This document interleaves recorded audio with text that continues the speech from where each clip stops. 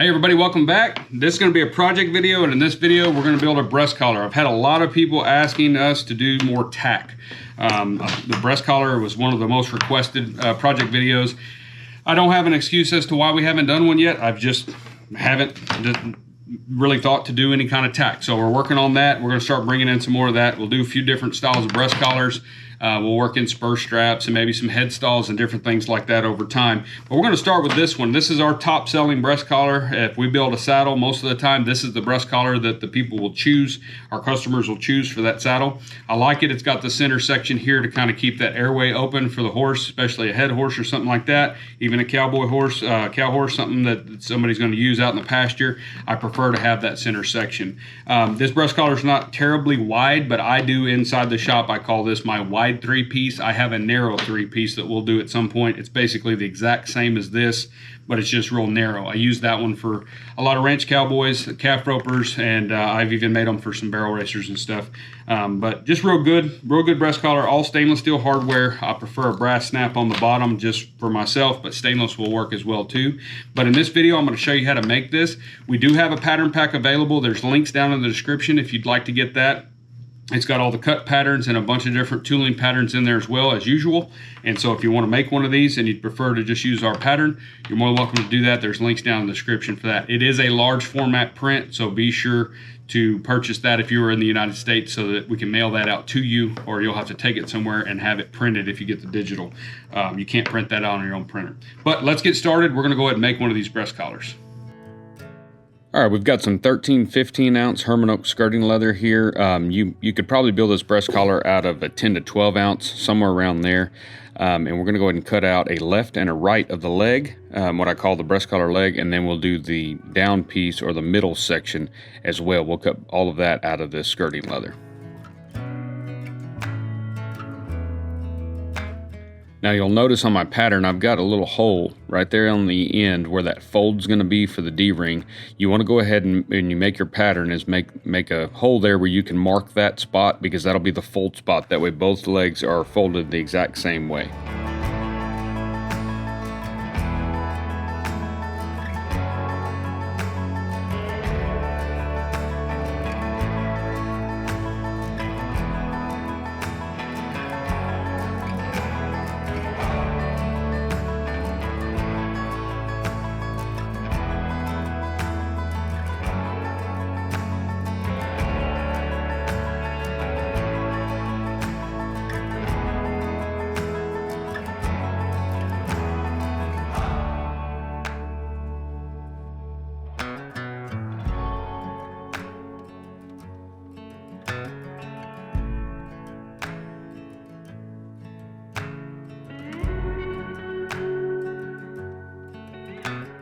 Now, if you noticed on that center section there where I cut it out, I didn't cut out the arcs there where that big D-ring is going to go, because I'm going to use a punch there. I find a big half round punch does a lot better job than trying to cut that with a knife. It just keeps it a lot cleaner and more consistent, and then you can just use a knife to kind of point out off the pattern from that.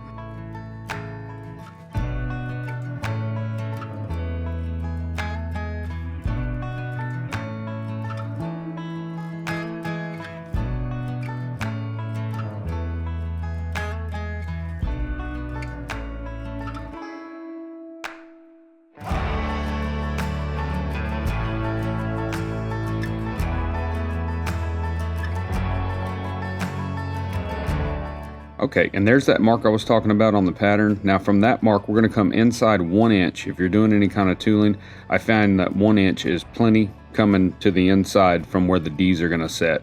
So I'll put a mark there, and that'll be the ends of my tooling window. And so now we'll just set our wing dividers for a nice border, and we'll go ahead and mark that tooling window out from the borders, and then we'll get doing some of the tooling. I'm going to show some of the tooling in here so that you can see that process.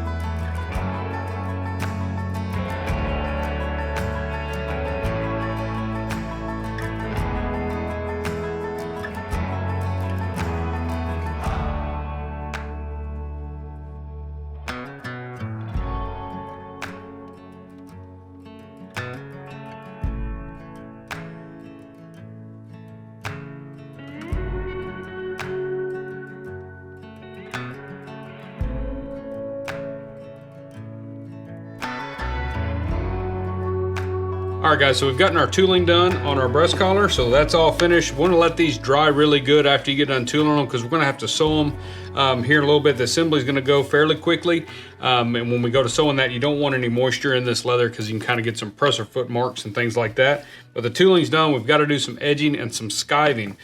So we've got that. We've got our down piece, the middle piece there, and we'll have to do all of our edge work on the areas where it's going to fold around the buckle and things like that. I like to go ahead and get that edged and slick just in those areas. I'll show you that in just a second.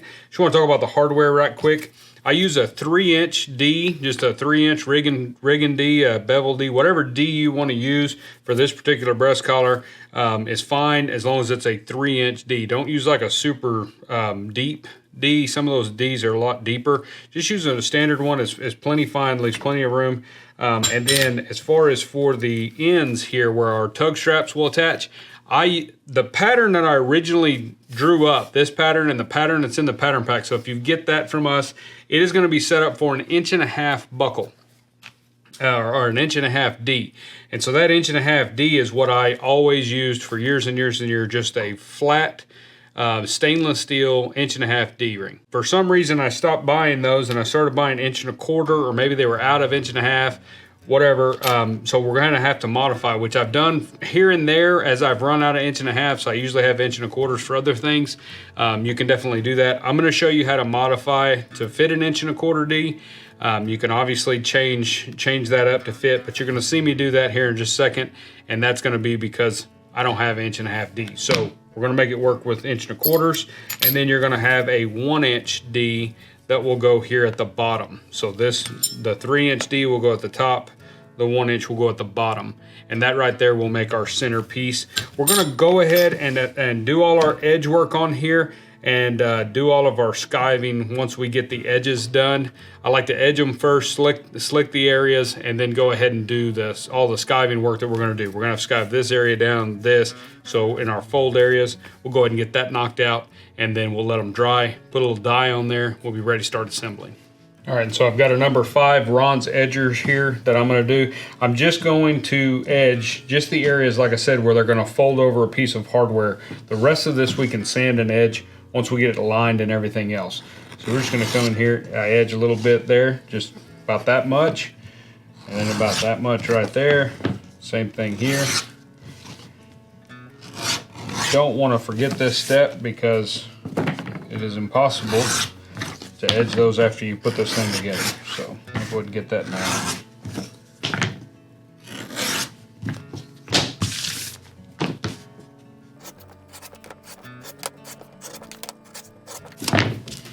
Now on this down piece, I'm going to get right in this area.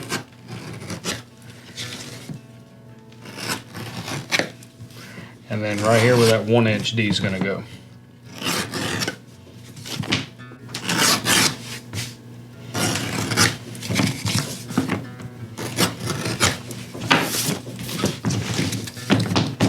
So we've got our slicking stuff here.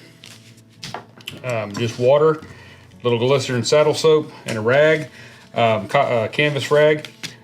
In this video, I'm actually going to use, this is some glycerin saddle soap from Duff's. Bob Bennett made these. They're just a glycerin bar that he makes, but now he does them in these little deals here. It's been working pretty good. I've been playing with it. So just a little review right there. His glycerin is really nice. It just came in a can, and so he didn't really have any bars, so I think he's experimenting a little bit with that. I got that piece in Sheridan and been giving it a go, and it's working really good. But any saddle soap will work. We have a video on doing our edges as far as slicking edges. So we're just going to give these a good little slick here, get them nice, and then we'll start doing our skiving.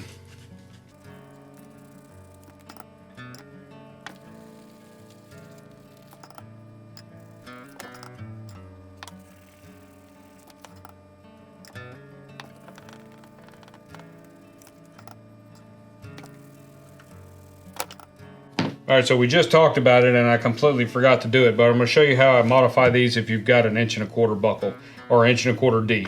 Remember, like I said, they're set up for 1.5 inch Ds, so you will not have to do this step as long as you have 1.5 inch Ds.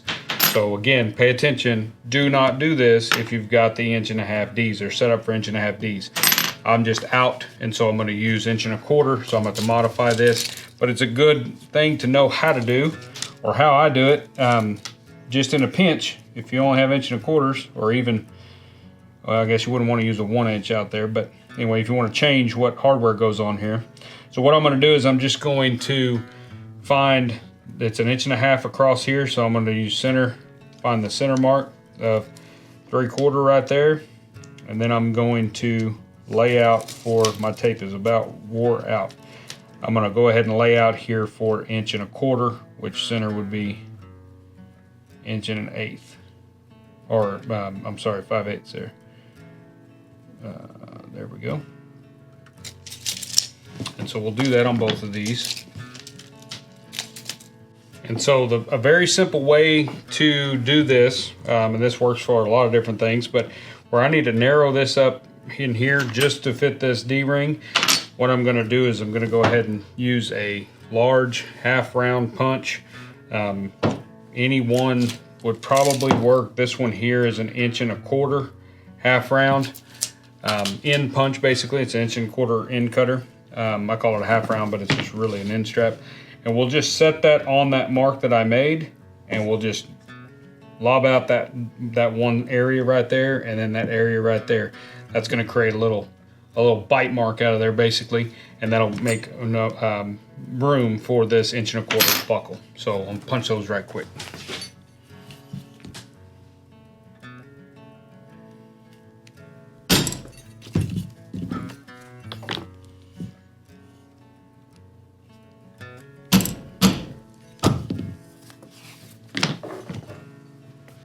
Okay, as you can see, we just took out a little bit, and now that D will fit in there nicely. And so we'll use that. And so now I have to come in here and edge these real quick. And like I said, if you have 1.5 inches, which is what this breast collar is set up for, you do not need to do this. Just having to modify this to fit since I'm out of hardware.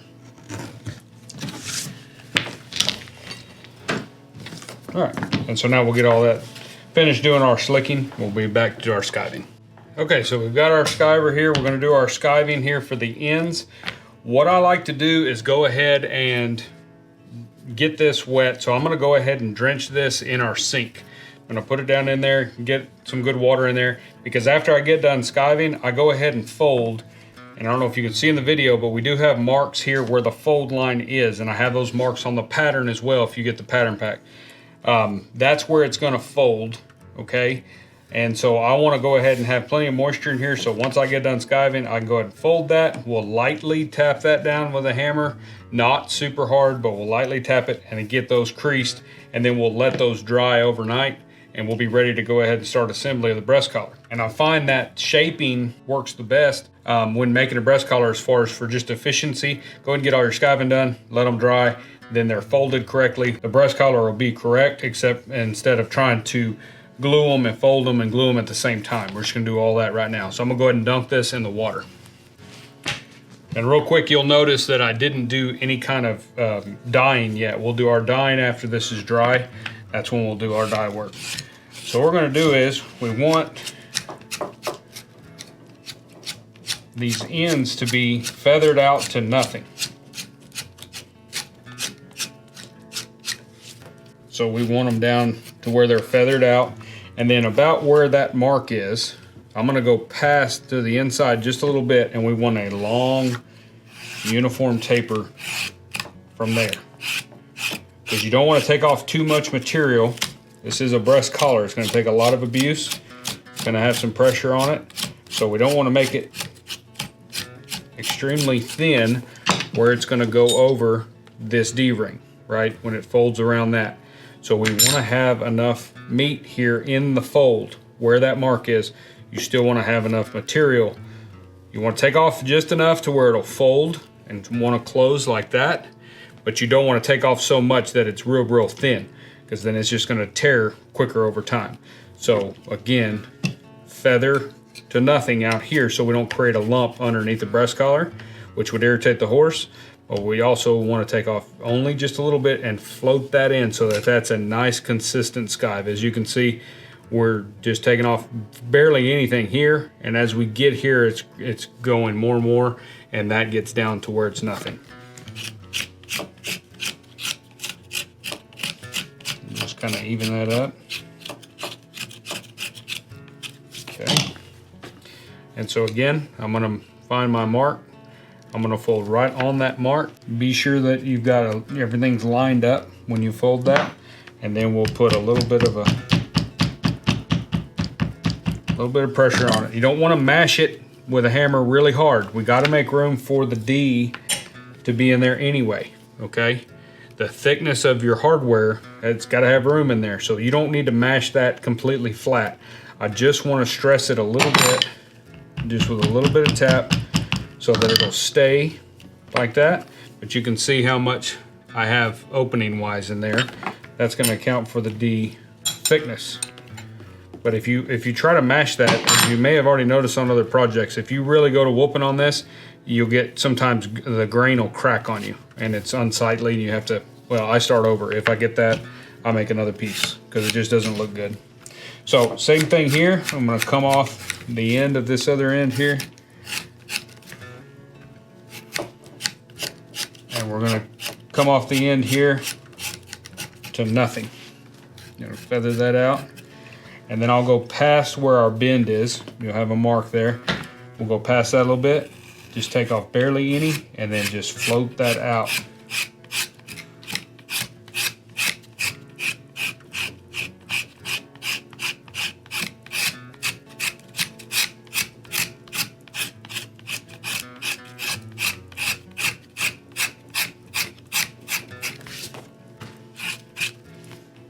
Same thing here. You want to take off enough material where it will fold over the D, but you don't want to take off too much where it's too thin and it won't last very long.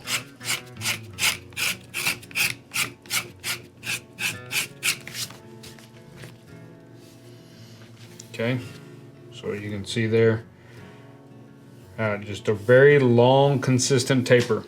You've got to remember this is going to be used for a horse, right? So anything inside here is going to be up against his chest, and so we want to try to make that as smooth and comfortable as possible where we don't have any lumps or anything like that. So we'll get that folded. And I like to do any of my hammer work on the back side if I can, just in case I leave any marks or anything. Again, just a little bit of stress right there, just to keep that folded. And now that D will slide right into position. There. So we've gotten that one folded, and we'll set that off to the side. And I just let that dry overnight, just like that. I just put it over there. You can put it in front of a fan if you want to. I usually just let them sit overnight and they're dry in the morning. Now I'm gonna go ahead and do the same thing to this side that we did on that one, but I'll do that one off camera, but I'm gonna do this one now. I'm gonna show you how to do this. So we're gonna go ahead and dunk it in the water. Okay, so we'll start here at the top. Now this is gonna be a longer area. This is 3 inches to compensate for this D. So you may need to go a little bit thinner to make that nice fold. Just every piece of leather you pick up is different, especially in building gear and tack. And so just feel of it. You can always take off more. You can't put it back on once you skive it off. So I always start out a little bit at a time. So right here at the end though, we're going to take this down to nothing, just like we did on the other 2 pieces.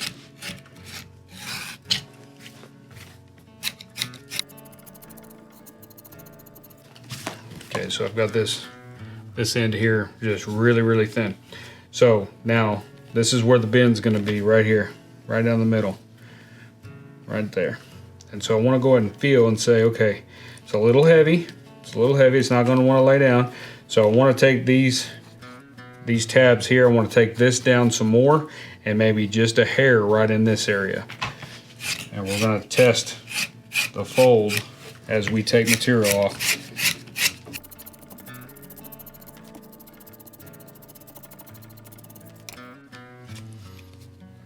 And that ought to fold real nicely right there. So you can kind of see there how we're still fairly heavy right through that middle, and then we taper down to nothing right there. And so when you fold this one over, you want to line up these points on the side right here. So we'll line up the back one, or the right one and the left one. That down, make sure they're lined up, and then we'll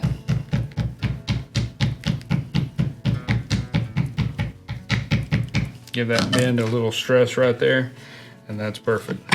So then that D can now go in there, and that's how that D will sit in there. Okay. So we've got that folded. Now we'll do this side, same way.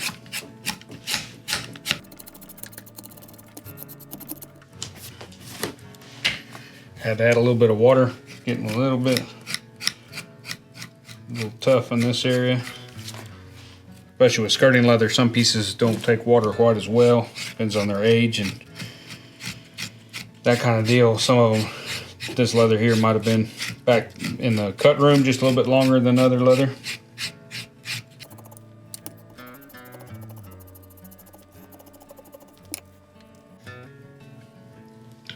All right, as far as where this folds, I just try to line it up pretty close.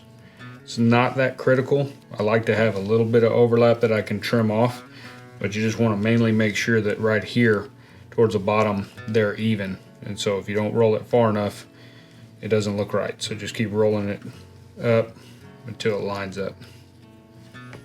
That's right. Give that a little tap.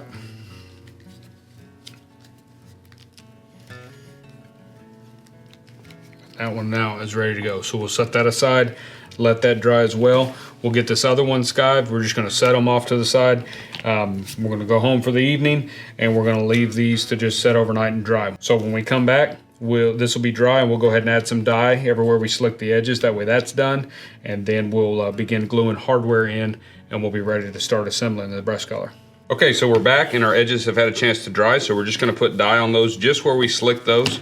And so we'll go ahead and take just a dye pen here, and we're just gonna add a little bit of dye. This is gonna be a lot easier to do right now than trying to do this when the D's in there, obviously. If you're not gonna dye your edges, you don't have to worry about this. But I am making this to match a saddle that I did dye the edges on them, so we're gonna do that here.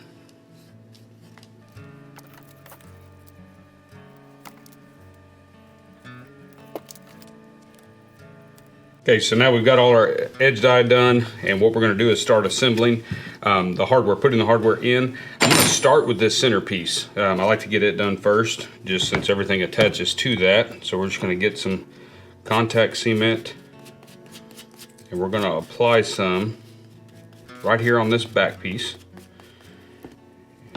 And depending on the glue condition that you're using, like whatever kind of glue you're using, you might need 2 coats. This stuff here is starting to dry out just a little bit, so it's actually works just a little better. So 1 coat's probably gonna be plenty on this. You just need it to hold the D's in place and hold everything together.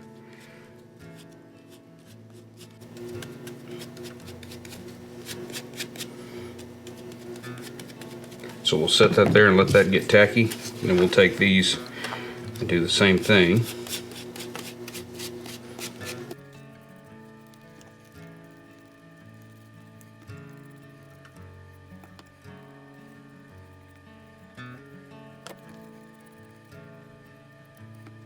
Okay, so our glue is ready to go. So we're gonna take our 3-inch rigging D here, and we're just gonna put that in. These are bevel cast D's, so be sure you got the front facing the front, obviously. You put that in, and like I said, when you line this up, you're gonna line up these 2 points, one on each side, and stick those down first. Then you can work your way to the middle, pulling that D out so that it's nice and snug in there. And you should have this excess. We'll trim that to fit. Once you get it stuck down good, your corners are good, then we can take our hammer and just work that in real lightly.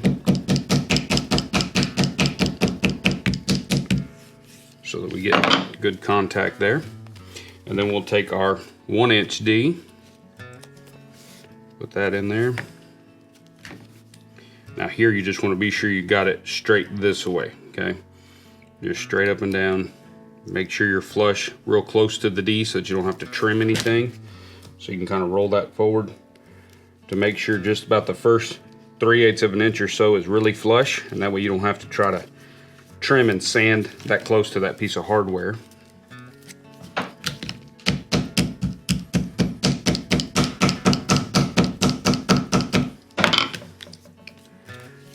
And so now both those pieces of hardware are inside the leather, and we'll just take a blade, trim that excess off there, and trim that excess right there. Same on this side.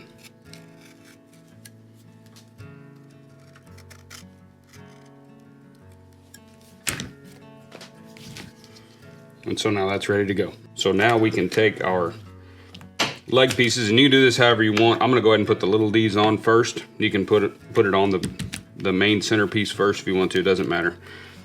I like to go ahead and get these on first. Like I said, we modified this to fit these little 1¼ D's, so we'll make sure that's lined up.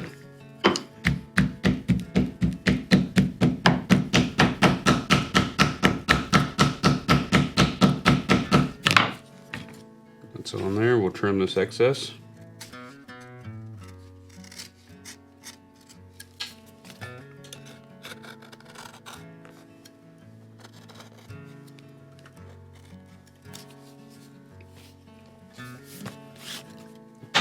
Do this other one.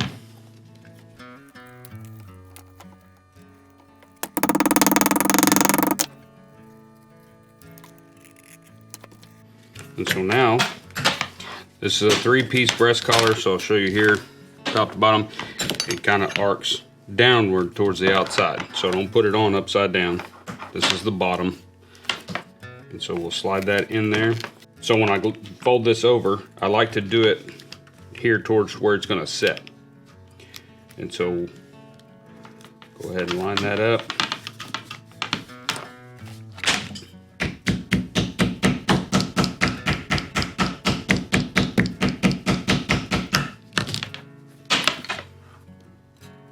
Trim that little excess.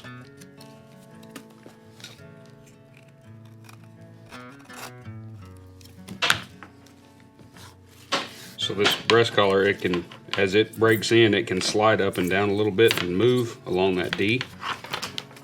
And we'll put this other one in here.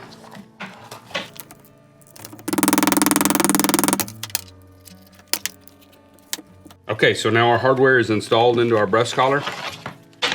As you can see, we've got plenty of overlap on each one of these as far as where that goes. If you've done a good job of your skiving and your fitting whenever you folded those over and kind of formed them and let them dry, those D's should be in there just where they need to be. You should have a smooth transition across there where there's no big lumps or bumps, which will be comfortable for the horse. So now that all we've got to do is cut our lining material, because we will have 3 lining panels that will go on the back here, and then we'll sew them up. And those liners we're going to cut, I usually cut them out of a about a 9-ounce latigo. You could definitely use a harness leather of that weight. You could use anything you prefer. You could even use another piece of veg tan. Since it's going to be against the horse and it's going to get a lot of sweat and abuse and moisture and salt and dirt, everything else, I'd prefer to have a latigo or a harness leather behind here just to help that. Because a lot of people aren't good about cleaning their tack. They'll get their saddles clean, but a lot of times they don't do a whole lot with their tack. And so I want to be sure that I've got something that's starting its life out with some protection and stuff like that for that. But you could use just another veg tan back there. But we'll go ahead and get that material up here and we'll cut liners for this. Okay, so here I've got just a piece of Herman Oak latigo, and we've cut a bunch of tie straps and things like that off of it. So I'm going to come in here. I like to cut my liners out of the belly area just so I maintain that length on the side. I want to maintain the straight edge side so that I can get more latigos and things out of it long strips or straps, whatever I need. And so I'm gonna cut these liners. All they're doing is lining the back side of this breast collar, so they don't need to be necessarily really high tensile strength or out of the butt or anything like that. So I've got a really nice area right in here of this belly, and so we're gonna go ahead and cut our liners there. I do have a pattern in the pattern pack for the liner piece. I don't really have a pattern I use for this. This is just the way I do it. I go ahead and get my breast collar once the D's are in there, and I'm just gonna make a mark here near the D, and then I'll lean my pencil over like this and just leave me a little feather. You don't need a lot, you just need a little bit there, so we don't have to be so critical when we're lining this up. And I'll come across there, and then I'll put a mark here near this D, and that's the size liner that I need for one of the legs of the breast collar.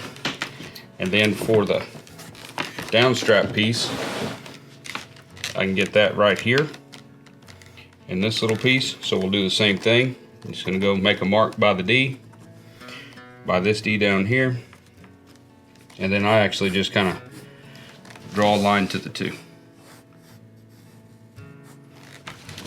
Okay. So now we can cut him out.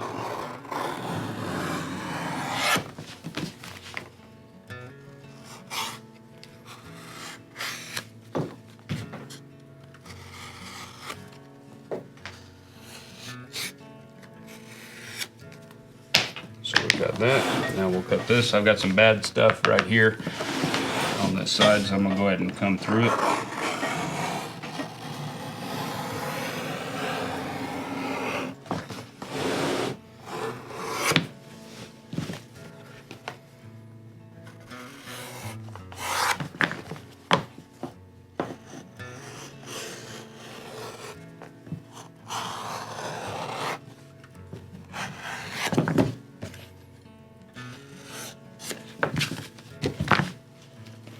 So we've got one side, we need two, obviously. And so we'll go ahead and just flip this over. Be sure to flip it over. You do have a left and a right. So we'll just flip that over, trace it off, and that'll give us both of our liners.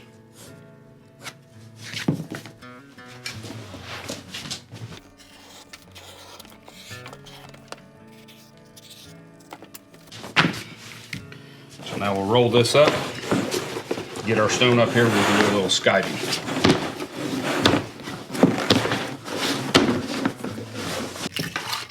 Okay, so now we're gonna start lining our breast collar with these pieces that we just cut. We cut these 3 liners.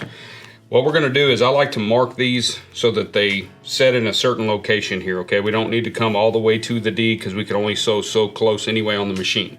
So I'm gonna show you how to do that. On this one, all I do is just line it up where it's, let me measure it so that you have a good number. I bring it back from the fold basically where it kind of clinches down around that D. I bring it back because like I said, you're only gonna be able to sew so close. So I want to be sure and catch the edge of this liner. So I'm gonna come back maybe a 1/4 inch. It's not that critical. You can kind of do whatever you want to do on that, but that's where I go. And then I'm gonna mark here. You can see how much is overlapping towards the bottom of this bend here. I can't sew to that, so I don't want that flap there. So again, I'm gonna come about right there, which is about a 1/4 inch or so from where that clinch is around that D. And so we'll just put a mark straight across right there. And then we'll cut that off.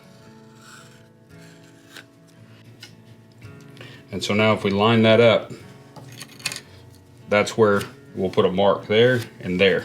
That's where that liner needs to set when we glue it in. Okay, we'll do the same on both of these. And kind of set that on there, make sure you're where you need to be, and then we'll do the same thing. Just gonna stay away from the D just enough where we're sure that we can get those stitches over that edge.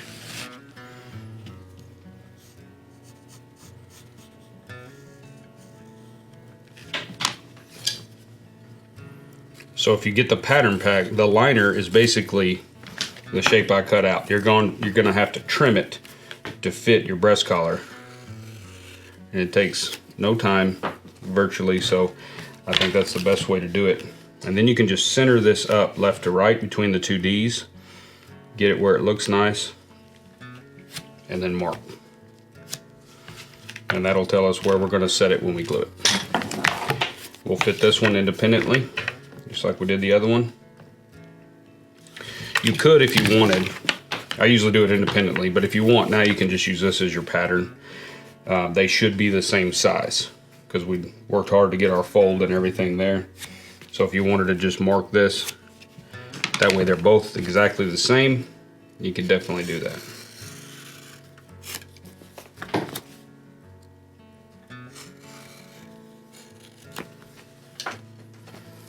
So we'll check it. Looks pretty good. We'll just center it up between the two D's. Mark and mark. Okay, so those are ready to go. Everything's fit. So now what we've got to do is do our skiving. Latigo leather is usually really nice to skive and really easy. So what we'll do is we'll just skive this.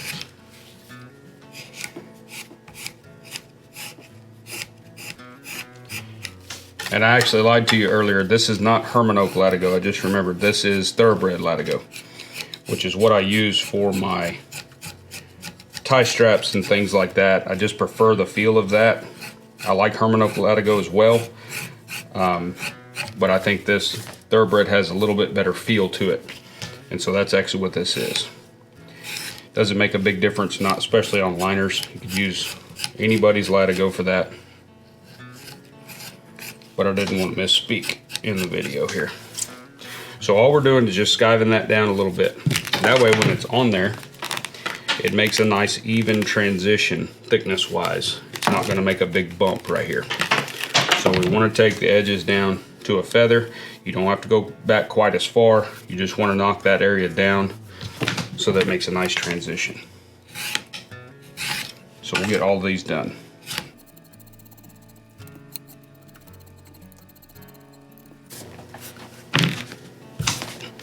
This little piece the same way.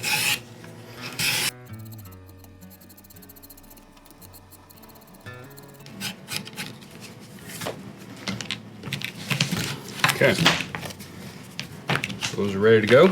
So now we can start gluing those up. And so we'll just get our glue. You might want to use 2 coats on here just so that that liner sticks really well. This Latigo's got a bit of oil and wax in it, and so we want to be sure and get it very well stuck here so that it doesn't separate over time.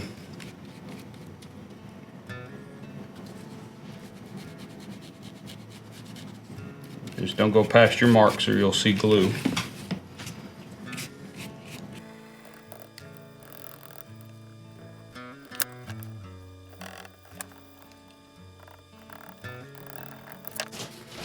Now I'm going to put a little piece of cardboard down here just to keep our deal clean.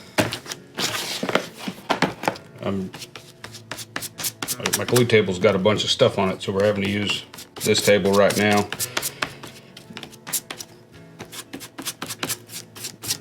So one little tip is always put your old box or something there on your table. It keeps glue off of things when you're gluing out to the edge of a feathered edge like we are here. I don't want to have to worry about getting glue on my marble.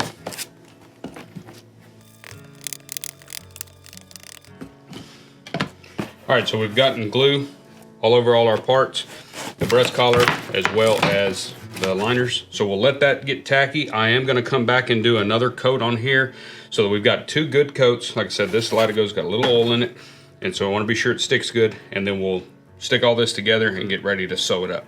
Okay, we've given our glue a chance to dry, and so now we're going to go ahead and glue on our liners. So I'm going to start with this one here. The glue is nice and tacky. Remember, if you're using a lining material like a harness leather, a Latigo with some oil in it, or even some oil tan, you might have to do 2, maybe even 3 coats to get it to stick. That's just kind of the drawback to something that's got some oil in it. This stuff's pretty good. 2 coats is more than enough. This thing sticks really, really well. So we'll go ahead and line this up. You want it centered this way. We're going to line up on our mark that we made when we were fitting this piece. I like to thumb it down and just make sure that you've got excess on each side, and that way we've got room to trim, and that will keep you from accidentally missing the liner when you're sewing it.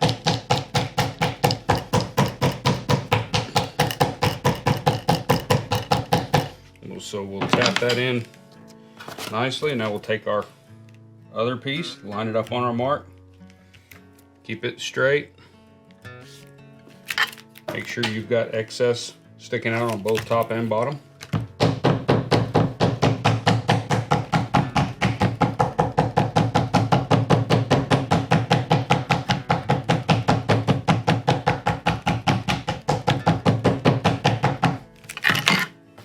Now we'll get our other side.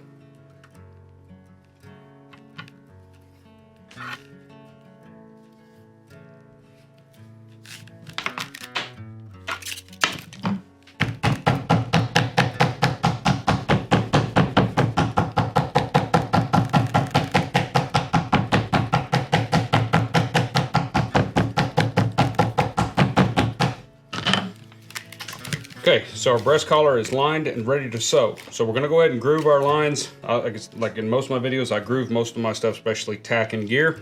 Real quick on this centerpiece, I never tool this piece here because this piece takes a lot of abuse. Where it sits on the horse when they're wearing it, I don't think you get to see it a whole lot. So I never waste time or the customer's money adding tooling right here. You definitely could if you want to. This is also a very good spot to put a maker stamp. I've stopped doing that. I used to put my maker stamp there. I stopped doing that because for one reason. If you just sew up to the sides here, you're only catching the sides of this liner. And if we look at this liner, there is a lot of distance from side to side right here. And over time, the sweat and grime and dirt and everything else, I think that glue could potentially break loose and it's gonna flip up, this liner will. So in order to prevent that, what I end up doing is we'll sew up here, and then we make like a big, almost like a gunslinger stitch, where it comes here and then back to here. I think that allows us to catch that liner in a couple spots right here in the middle, just to help it from ever flipping up and catching dirt and everything else if that glue does break loose. I think it also looks nice as a decorative stitch, but it also serves a purpose to catch some more of this liner right here. Because the thing that you don't want to do is sew across here. If you sew across, you've perforated this entire piece, and over time, wear and tear and dryness of not being oiled, as most people don't oil their gear enough, that's going to tear easier there. So I never want to stitch across something like that. So I will put the little, I call it a little toe bug, but it's just like a gunslinger stitch. You'll see me do that here in just a second. But again, if you just want to sew here and then put your maker stamp there, it's completely up to you. It's probably would be fine. So what I'm going to do is I'm going to set my groover for my stitch relief about where I want to be, and I'm coming in right there at that point and down fairly close to that D, but not too close where I can't stitch it. But you got to remember, you can only stitch so close depending on what you're doing. If you're hand sewing, you might be able to stitch a little bit closer. And just to give you an idea, this is thicker leather. You've got 13-15 roughly. It's probably more like 12 or 13 ounce here, and you've got 9-10 ounce latigo here, so it's fairly thick. So we want to have a little bit more of a stitch relief than we normally would, say, on a wallet. And I'm about 3/16 of an inch in from the edge. That's usually pretty good. Gives you enough room to take material off with a nice edger. And then we'll just make this other side match up all the way to that point. Now, if you look at where our stitch groove starts and stops and where our liner starts and stops, we are going past the end of that liner. And I think that's important just so that you stay over it so you get those tabs stitched down. So now what I'm gonna do, so get a ruler here, and this is kind of how I do this, is I'm gonna come in here right about there, and I'm gonna find center. Now, this is roughly 2 3/4 of an inch wide, something like that. So it'd be about 1 3/8. And then I want to come down about 3. You can go anywhere from 3 to 3.5 inches. I'm gonna go ahead and go 3.5. If you don't want to go that far, you could always shorten it up. And then what I'm gonna do is I'm just gonna draw an arc.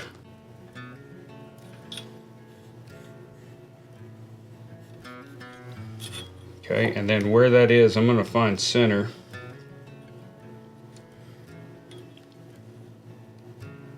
So somewhere there's where we need to cross. So now I'll just take this, cross there so that matches, and then just try to make these look the same. You could definitely make you a little jig or whatever to do this, but I don't build a lot of breast collars, so I usually just do it as I need to. All right, and so now you can see kind of what I was talking about. It's just like a little gunslinger thing, but when we come across here, that's where it's going to catch that liner again, at least try to help hold this down over time. And so now, before I open this, because I'm going to have to open it to freehand this groove here, you don't have to, but I'm going to go ahead, since I've got this set, I'm going to go ahead and groove here. So I'm going to get as close to that D as I think I can sew, because I want it snug up against the D. And then we'll go down,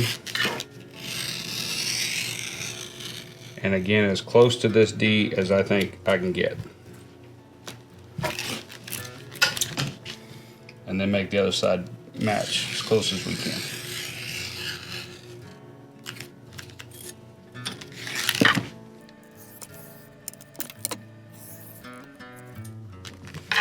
And I have a lot of people always asking in videos what kind of groover this is. This is a Horseshoe brand groover. This is Jeremiah Watt's company, and you can go to his website and just search Horseshoe brand tools and you'll find them. Really good groover. I've been using one for years. I got a new one at Waco last year, and it's got a brand new blade in it, and I wasn't aware of how bad my old blade was pretty wore out. Anyway, so ready to go on that. So now I'll just open these dividers up. And now we'll just real carefully groove what we drew.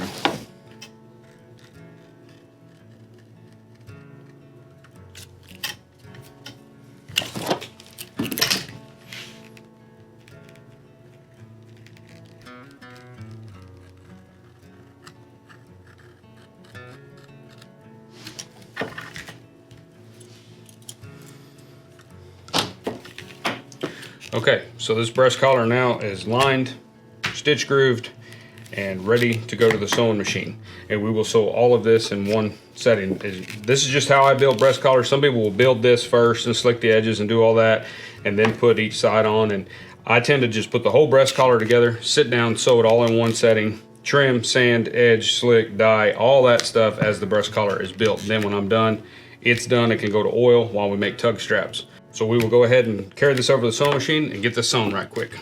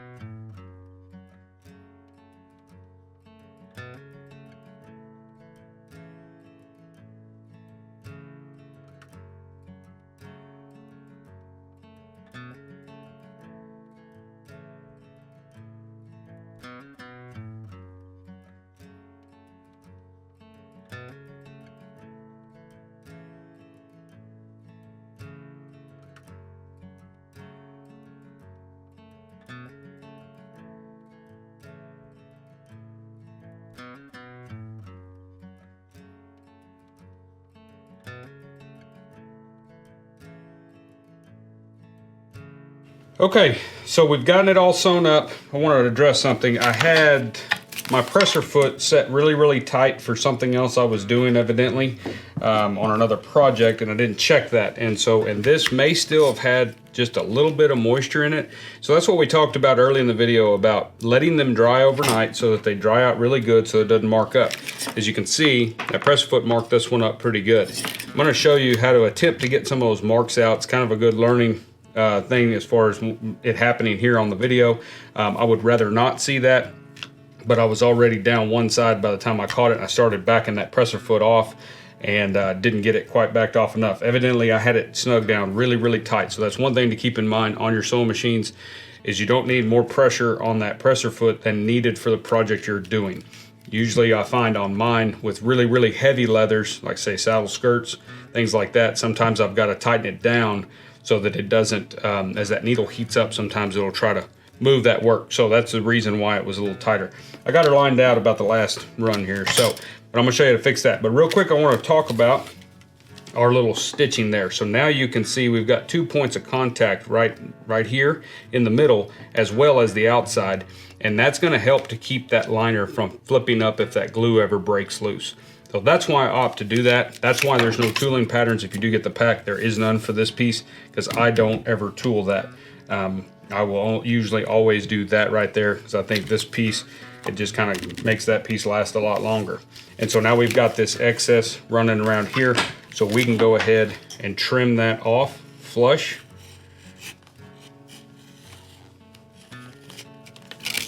We'll just walk around the breast collar here, trimming off our liner. Be sure not to hit the D's with your blade. As you come down, you can kind of overcut when you hit the end and hit that D, and then you'll have to rework your blade a little bit.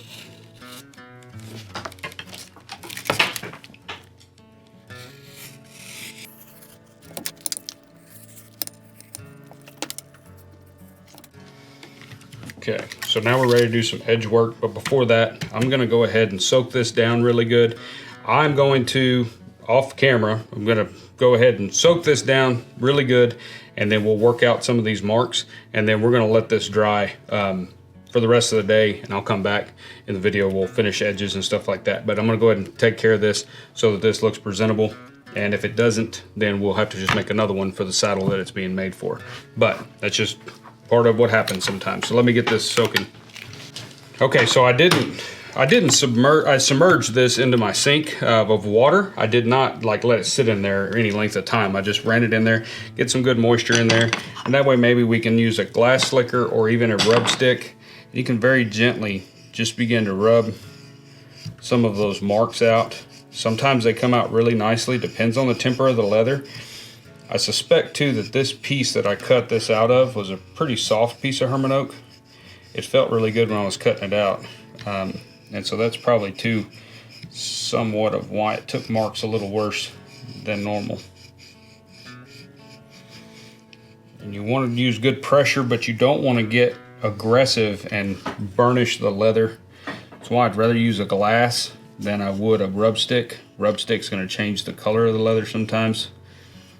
And so we want to just kind of be gentle with it, but just kind of use good pressure, but not fast rubbing back and forth, because you're going to burnish that leather. All we're wanting to do is just smooth that out.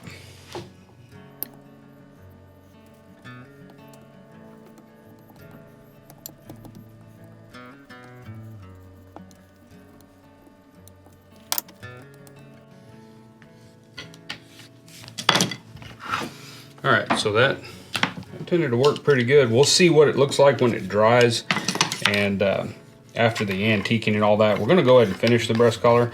Whether I will hang it on the saddle it's going on or not is to be determined, but that's just kind of one way to, like I said, if you do get those marks on your machine, just get it wet and then try to just dress those out best you can. And always check your machine, tension, pressure foot pressure, and then your stitch length and all that kind of stuff before you get started.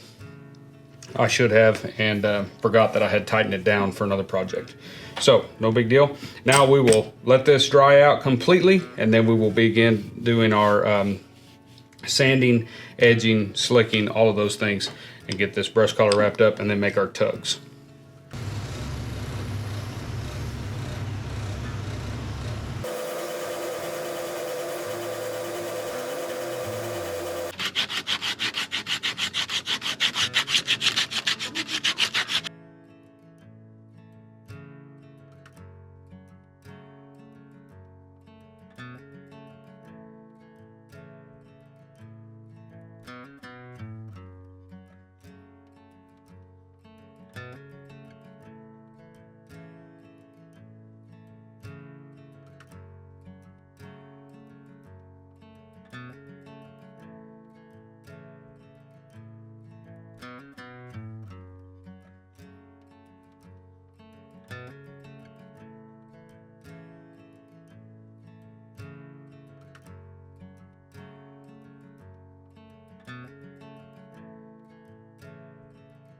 Okay, so we've gotten the breast collar all sewn up. We got our edges done, sanded, edged, and slicked. And we went ahead and put some dye on that just so they all look the same as what we did on the saddle. We'll go ahead and take that to oil here in a minute. We'll go ahead and start oiling it to match the saddle that it's going on.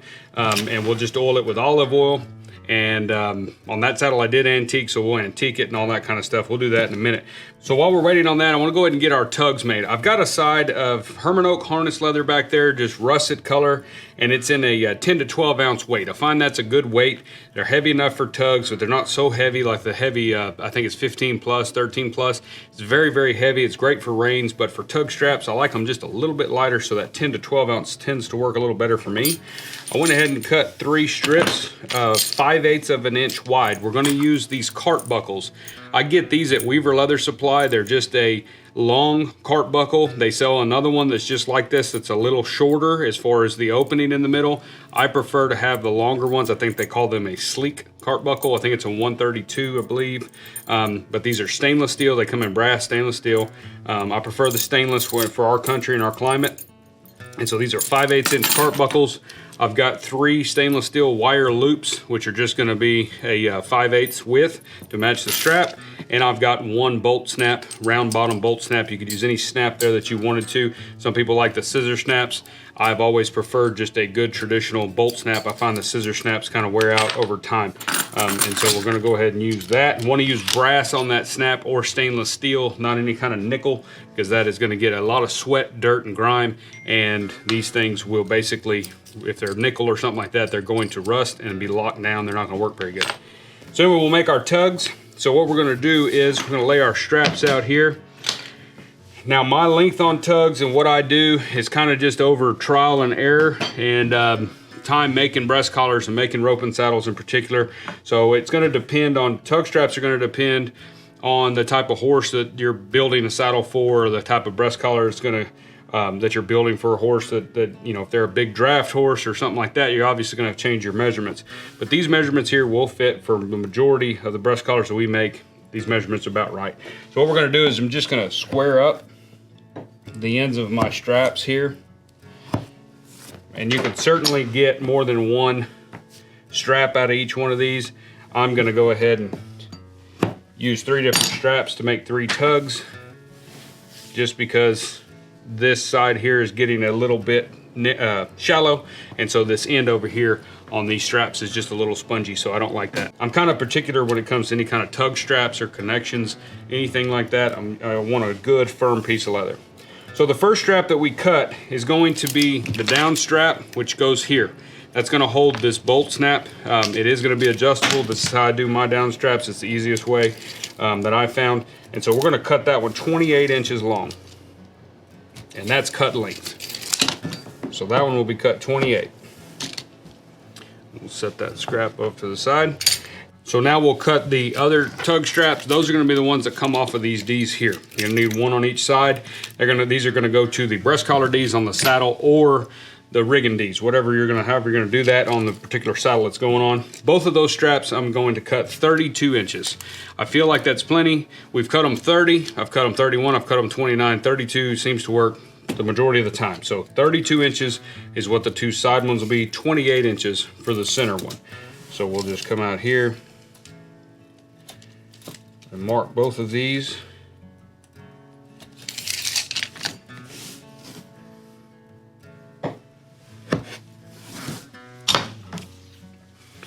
And so there we've got our straps.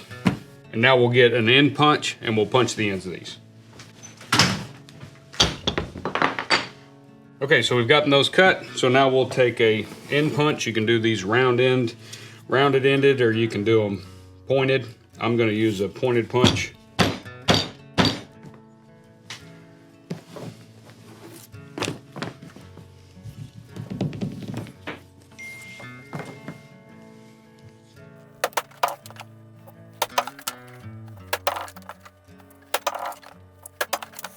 Okay, so we just end punched them just like you would headstall strap or anything like that. And so now we're gonna find our firmest point on each strap. I kind of look at these individually. This side here is the firmest, so this side will be where the buckle goes. I always want the softer end to be where the buckle is, because most of the wear and tear and pressure is going to be on the hole side where you punch your holes. And so I want that there. This one's kind of the same. This one will spin around. And so what we're going to do is we're going to grab those buckle ends, and we're going to do a little bit of skiving. You can do this on a benchtop skiver, whatever you prefer. I'm just going to do it with this skiving tool here. But basically just want to take a little bit down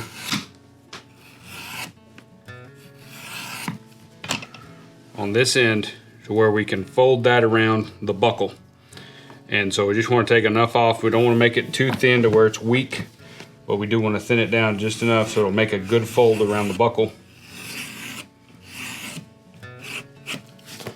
And we'll do them all the same way.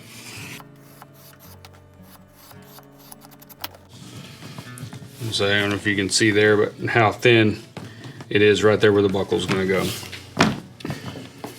So now we'll take these and we're going to edge them. And I'm just going to go along here with a number 3 or a number 4 edger, whichever one you would prefer to use. And we're just going to edge these.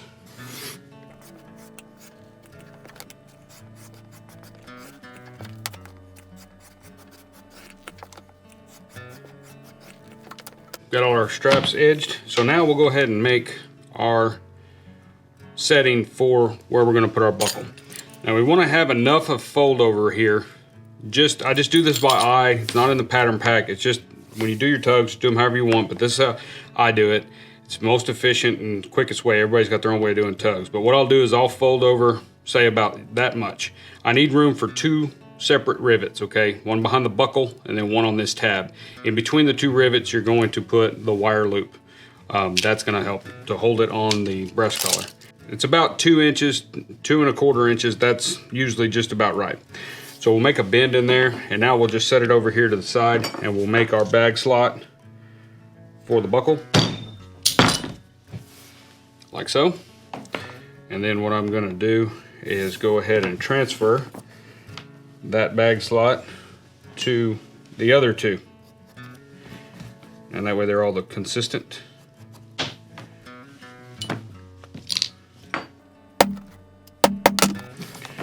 And now we'll get a hole punch. We'll get our rivet set and we'll get our hole punch. So we've got our stuff here. So I've just got a number 4 or number 5 hole punch, whichever you're gonna use for your rivets. I use copper rivets on these. I'm gonna put your buckle on first. We'll fold that around. And then we'll punch a hole for our first rivet, which is right there near the buckle. And we'll go ahead and set that rivet.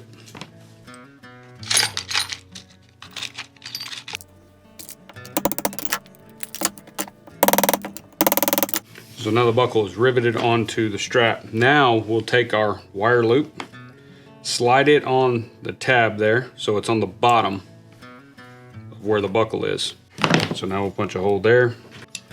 All right, so we just punched an extra hole right there, just off that tab, just enough to keep this end down. You need enough space in there between the 2 rivets now to fit our wire loop. And we'll take our wire loop and just put it behind that tab, and then we're gonna put a rivet right there. What that's gonna do is allow this strap to go through that loop, and it will stay attached to the breast collar when you take the breast collar on and off. It's just a keeper is all it is. And so that's what we're doing there. That's why I use the cart buckles, so that I don't have to have double loops right here or leather loops or anything like that. I can just use a cart buckle. That'll take care of the slack, and then I've got that for a keeper. So we'll go ahead and set a rivet right there.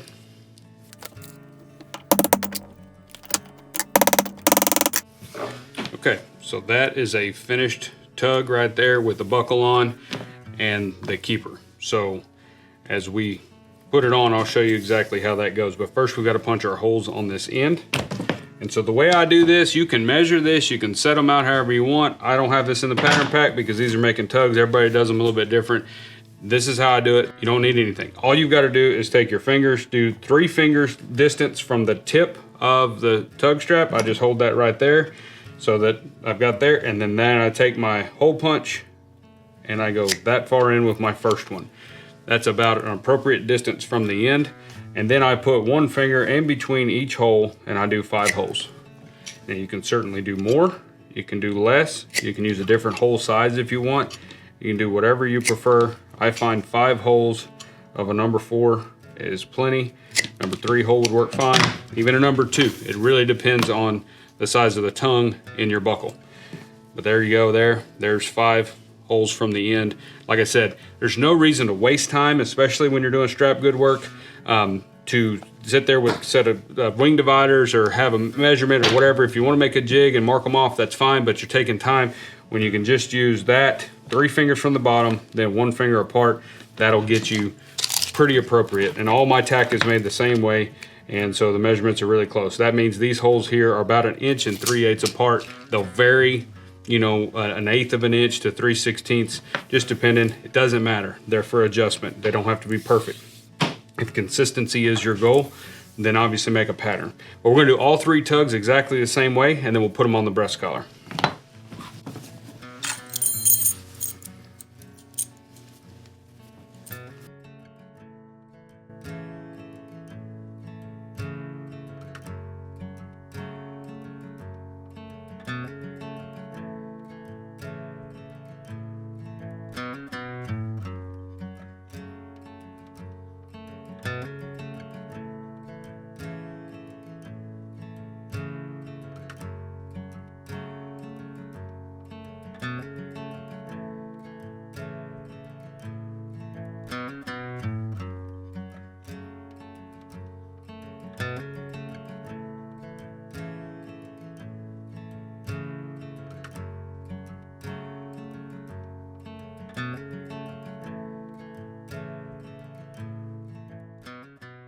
Okay, so we've gotten our breast collar all oiled up, antiqued, bag coated. It's completely done. Breast collar's ready.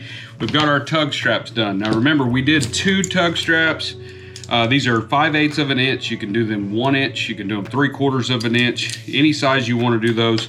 That's your preference. Most of my guys, most of our customers prefer the 5/8, maybe the 3/4 inch, but they're just a little easier to get into the breast collar Ds than a big 1 inch tug strap. But we've got 2 of them that are longer and 1 that's shorter. First thing we're gonna do is just wrap this breast collar up. So we're gonna take the shorter of the 3 and we're going to hang the bolt snap on there. I like to use a solid brass bolt snap just for, you know, either a solid brass or a stainless, just because of the sweat and everything else that it's gonna get, the way it doesn't rust on you. And then we'll bring that up through our keeper and hang that bolt snap just like that. And then we'll take the down section of the middle section of the breast collar and run it up that way and buckle it in place. Now that is an adjustable down strap. This is the best way I found to do these. You can do these breast collars with an attached down strap, but it's kind of a pain if they break, and they will get old. They'll get dry and crusty and nasty because nobody oils them. You'll have to cut that off, and then you've got to do a repair job to put a new one on it, versus this, you just cut this tug strap off, put a new one on there. You can buy a tug strap usually at any feed store, so it's a quick fix on the road if somebody's breaks, but that works out really well. Now we'll take our 2 longer tug straps. Now remember, I've made these tug straps out of just some harness leather. You could use Latigo, anything like that, but I like to use a finished type leather over just a regular skirting leather that's been oiled. I think they last a little longer. But you're going to want to bring this tug strap on the end, bring it from the front towards the loop keeper there, and then hang it on the breast collar like that. And so that way, when you take this breast collar off, the tug stays attached to the breast collar like that. And then we'll hook this one on this side. For presentation, I like to close mine. For hanging on the wall or whatever.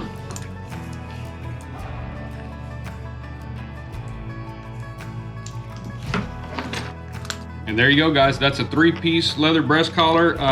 Like I said, stainless steel hardware or brass hardware is my preference on any kind of tack, just because it is going to take a lot of abuse, sweat, weather, things like that.